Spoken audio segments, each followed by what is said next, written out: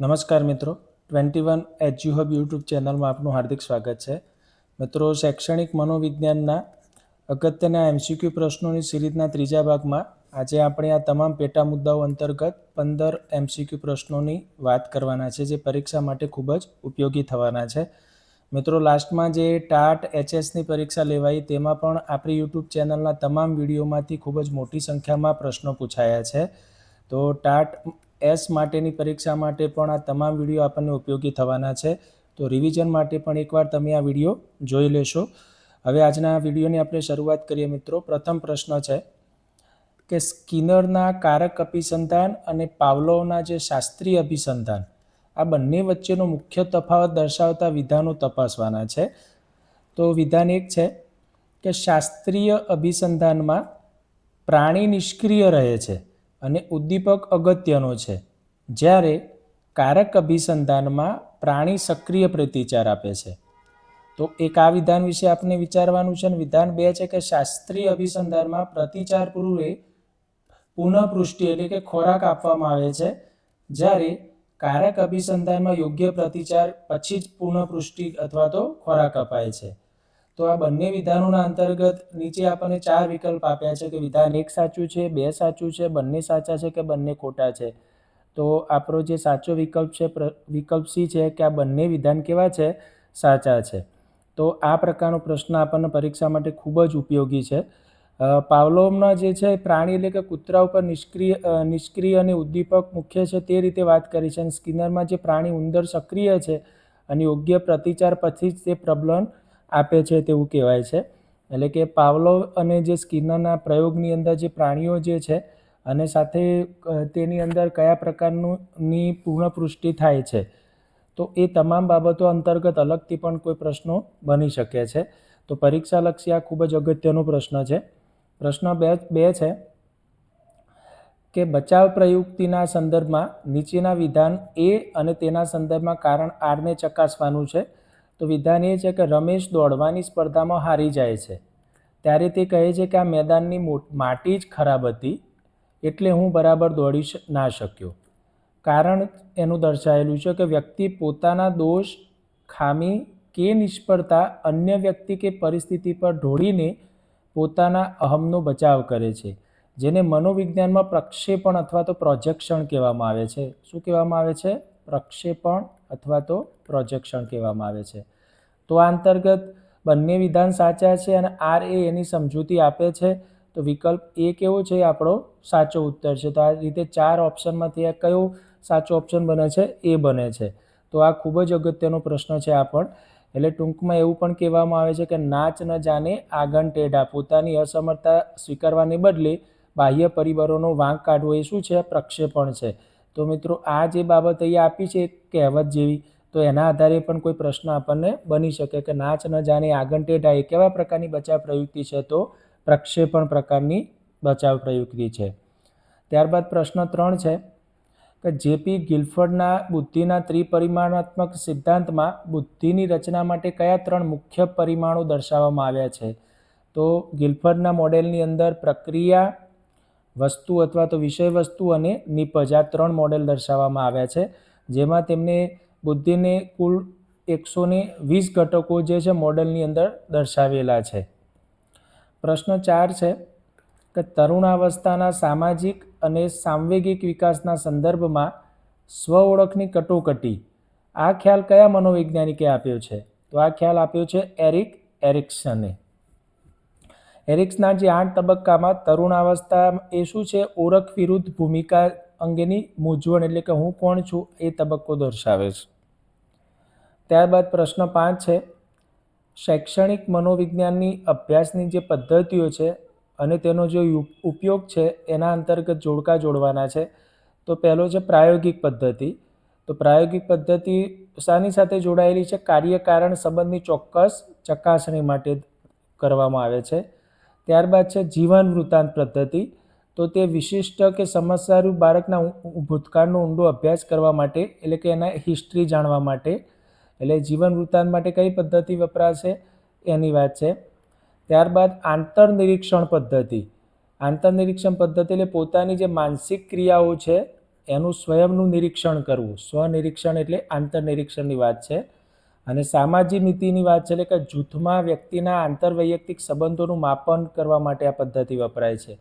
એટલે કે વિકલ્પ એના જે તમામ બાબતો છે એ કેવી છે, સાચી છે એવું કહી શકાય.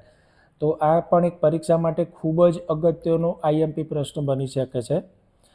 પ્રયોગ પદ્ધતિ એટલે કે કાર્યકારણ સૌથી વિશ્વસનીય છે, જ્યારે સામાજિક નીતિ પદ્ધતિ મોરેનોએ આપેલી છે. તો આ પણ એક અલગથી પ્રશ્ન બની શકે છે. સામાજિકતા નીતિ પદ્ધતિ કોણે આપેલી છે? મોરેને આપેલી છે. ત્યારબાદ પ્રશ્ન 6 છે, અભિયોગ્યતા એટલે કે એપ્ટિટ્યૂડ અને રસ વચ્ચેના ભેદને સ્પષ્ટ કરતું વિધાન વિજ્ઞાનની દ્રષ્ટિએ અસત્ય છે. તો તે કયો વિકલ્પ સાચો થશે? સી. રસ એ સંપૂર્ણપણે જન્મજાત છે, જ્યારે અભિયોગ્યતા માત્ર વાતાવરણ અને અનુભવમાંથી જ પ્રાપ્ત થાય છે. એટલે કે આ વિધાન કેવું છે? ખોટું છે, કે અભિયોગ્યતા જન્મજાત વારસા પર આધારિત છે, જ્યારે રસ જન્મજાત અને વાતાવરણમાંથી શીખેલા બંને હોઈ શકે. ત્યારબાદ પ્રશ્ન 7 છે કે શૈક્ષણિક રીતે પછાત એટલે કે આવા જે બાળકો છે, વિશિષ્ટ બાળકોના શિક્ષણ માટે વર્ગખંડમાં શિક્ષકે કઈ વ્યૂહરચનાઓનો અમલ કરવો જોઈએ? તો તેનો સાચો જવાબ છે વિકલ્પ સી છે, કે નાના અને પ્રાપ્ત થઈ શકે તેવા ટૂંકા ગાળાના લક્ષ્યાંકો નક્કી કરી અને દ્રશ્ય શ્રાવ્ય સાધનો અને પુનરાવર્તનનો મહત્તમ ઉપયોગ કરવો જોઈએ આવા બાળકો માટે. કારણ કે આવા બાળકો માટે મૂર્ત જે ઉદાહરણો જે છે અને ધીમી ગતિ અને સતત પુનરાવર્તન એ શ્રેષ્ઠ અધ્યયન પદ્ધતિ બની શકે છે. પ્રશ્ન 8 છે કે બાળ વિકાસના જે સિદ્ધાંતોમાં વિકાસની દિશાનો સિદ્ધાંત 2 પેટા નિયમો દર્શાવે છે. તે પૈકી કેન્દ્રથી પરિઘ તરફના સિદ્ધાંતનું સાચું ઉદાહરણ આમાંથી કયું બની શકે છે? કેન્દ્રથી પરિઘ તરફ. તો તેમાં બાળકના હૃદય અને કરોડરજ્જુ જે કેન્દ્રના ભાગોનો વિકાસ તેના હાથ પગની આંગળીઓ એટલે કે છેડાના ભાગો કરતાં પહેલાં થાય છે. તો કેન્દ્રથી પરિઘની બાબત આવે તો આ વિકલ્પ બી છે એ સાચો ઉત્તર છે. વિકલ્પ એ શું છે? કે માથાથી પગ તરફ છે. એટલે કે જ્યારે કેન્દ્રથી છેડા એટલે કરોડરજ્જુથી આંગળીઓ તરફનો વિકાસ એ શું કહેવામાં આવે છે? પ્રોક્સિમિડિસ્ટલ સિદ્ધાંત કહેવામાં આવે છે. એટલે માથાથી પગ તરફ, એટલે બાળક પહેલાં માથું ઉચકતા શીખે અને પછી છેલ્લે ચાલતા શીખે. તો આ કયા પ્રકારનો વિકાસ થશે આપણો? માથાથી પગ તરફનો વાત થશે. એટલે આ રીતનાનો છે એમ. તો આ વિકાસની દ્રષ્ટિનો પણ કોઈ પ્રશ્ન આપણને પૂછી શકાય છે. પ્રશ્ન 9 છે, ડેવિડ મેકલેન્ડ દ્વારા આપવામાં આવેલ સિદ્ધિ પ્રેરણાના સિદ્ધાંત મુજબ ઉચ્ચ સિદ્ધિ પ્રેરણા ધરાવતી વ્યક્તિઓનું આંતરિક લક્ષણ કયું હોય છે? તો તેઓ મધ્યમ કક્ષાનું જોખમ ધરાવતા, પોતાની કુશળ ચકાસી શકાય તેવા પડકારજનક કાર્યો સ્વીકારવાનું વધુ પસંદ કરે છે. એટલે વિકલ્પ બી એ સાચો જવાબ થશે. એટલે કે ઉચ્ચ સિદ્ધિ પ્રેરણા ધરાવતા લોકો નસીબ આધારિત કાર્યોને બદલે શાના ઉપર આધાર રાખે છે? પોતાની આવડત મુજબ એટલે કેલ્ક્યુલેટેડ રિસ્કવાળા કાર્યો પસંદ કરે છે. પ્રશ્ન 10 છે, BF સ્કિનરના જે કારક અભિસંધાનના સિદ્ધાંત અને વૈયક્તિક ભિન્નતાઓના ખ્યાલ પર આધારિત દરેક વિદ્યાર્થી પોતાની ગતિએ શીખી શકે તે માટે મનોવિજ્ઞાનની કઈ પદ્ધતિ જે છે અસ્તિત્વમાં આવેલી છે? તો અભિક્રમિત અધ્યયન પદ્ધતિ જે છે અસ્તિત્વમાં આવેલી છે. અને અભિક્રમિત અધ્યયનમાં વિષય વસ્તુના નાના ટુકડાઓમાં વહેંચવામાં આવે છે અને વિદ્યાર્થી પોતાની સ્વગતિએ શીખે છે અને તરત જ તેને પુનઃપુષ્ટિ મળે છે. પ્રશ્ન 11 છે, સમાજમાં અસ્વીકાર્ય કે નિમ્ન કક્ષાની વૃત્તિઓની સામાજિક રીતે સ્વીકૃતિ અને ઉચ્ચ કક્ષાની પ્રવૃત્તિઓ તરફ વાળવાની બચાવ પ્રયુક્તિને ઉર્ધ્વીકરણ કહે છે. તો આનું શ્રેષ્ઠ ઉદાહરણ કયું છે? તો તેનું શ્રેષ્ઠ ઉદાહરણ વિકલ્પ એ છે કે પ્રેમમાં નિષ્ફળ ગયેલ યુવાનનું મહાન કવિ બની જવું, કે અસામાજિક આક્રમકતા ધરાવતા યુવાનનું શાનદાર બોક્સર બની જવું. એટલે પોતાની અંદર રહેલી જે નેગેટિવ અથવા તો જે હારવાળી જે શક્તિ છે તેને પોઝિટિવમાં કન્વર્ટ કરવી. જ્યારે વિકલ્પ બી છે, અહીંયા પોતાની ભૂલ પકડાઈ જાય ત્યારે બીમાર હોવાનો ડોળ કરવો. તો આ કેવી છે? કઈ બચાવ પ્રયુક્તિ છે? શારીરિક દર્દ. સાવકી માતા દ્વારા બાળકને અતિશય લાય પાર બતાવવા, તો આ પ્રતિક્રિયા નિર્માણ છે. અને ઓફિસમાં સાહેબનો ગુસ્સો ઘરે આવીને પત્ની કે બાળકો ઉપર ઠાળો, તે સ્થળાંતર બચાવ પ્રયુક્તિના ઉદાહરણ છે. તો આવા કોઈના કોઈ ઉદાહરણ આપણને પરીક્ષામાં પૂછાતા જ હોય છે. પ્રશ્ન 12 છે, ટર્મના જે બુદ્ધિઆંક છે IQના સૂત્ર આધારિત ગણતરી કરો કે જો 12 વર્ષના શારીરિક વય ધરાવતા એક બાળકની માનસિક વય 15 વર્ષ છે તો તેના બુદ્ધિઆંક કેટલો હશે? તો મિત્રો બુદ્ધિઆંકનું જે આપણું સૂત્ર છે અહીંયા કે IQ ઇઝ ઇક્વલ ટુ શું થશે? MI એટલે મેન્ટલ એજ અને શું થશે? શારીરિક જે વય છે એના મલ્ટિપ્લિકેશન 100 છે. એટલે અહીંયા આપણે જે એની મેન્ટલ એજ છે 15 છેદમાં એની શારીરિક એજ અહીંયા આપેલી છે 12 મલ્ટિપ્લિકેશન 100, તો એનો સાચો જવાબ થશે 125.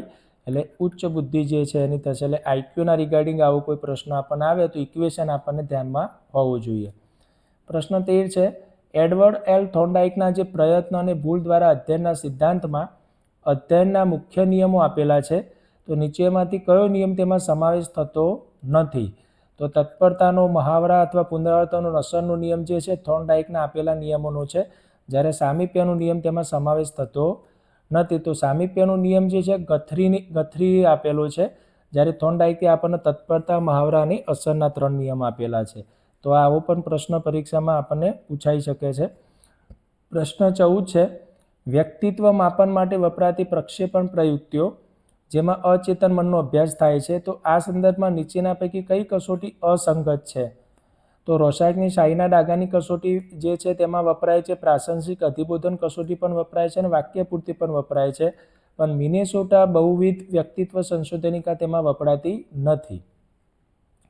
તો આ જે MMPI જે છે તો એ સ્વ અહેવાલ સંશોધનિકા જે પ્રશ્નાવલી આધારિત છે, જ્યારે અન્ય કસોટીઓમાં અસ્પષ્ટ ઉદ્દીપકો દ્વારા આંતરિક મનોભાવો જાણવામાં આવે છે. પ્રશ્ન 15 છે, મનોવલણ એટલે કે એટીટ્યૂડના ઘડતર અને પરિવર્તન સંદર્ભે કયું વિધાન મનોવૈજ્ઞાનિક દ્રષ્ટિએ સાચું નથી? તો વિકલ્પ એ છે કે મનોવલણો સંપૂર્ણપણે જન્મજાત વારસામાં મળે છે અને તેને ક્યારેય બદલી શકાતા નથી. તો આ વિધાન કેવું છે? ખોટું છે, એટલે કે સાચું નથી એવું કહી શકાય છે. કારણ કે મનોવલણ એ જન્મજાત પ્રક્રિયા નથી, પરંતુ તે શીખેલું વર્તન છે અને સામાજિકીકરણથી ઘડાય છે અને તેમાં સતત પરિવર્તન પણ આવી શકે છે. તો મિત્રો, આ 15 પ્રશ્નોમાંથી કોઈના કોઈ પ્રશ્ન આપણને પરીક્ષામાં પૂછાઈ શકે તેવા છે.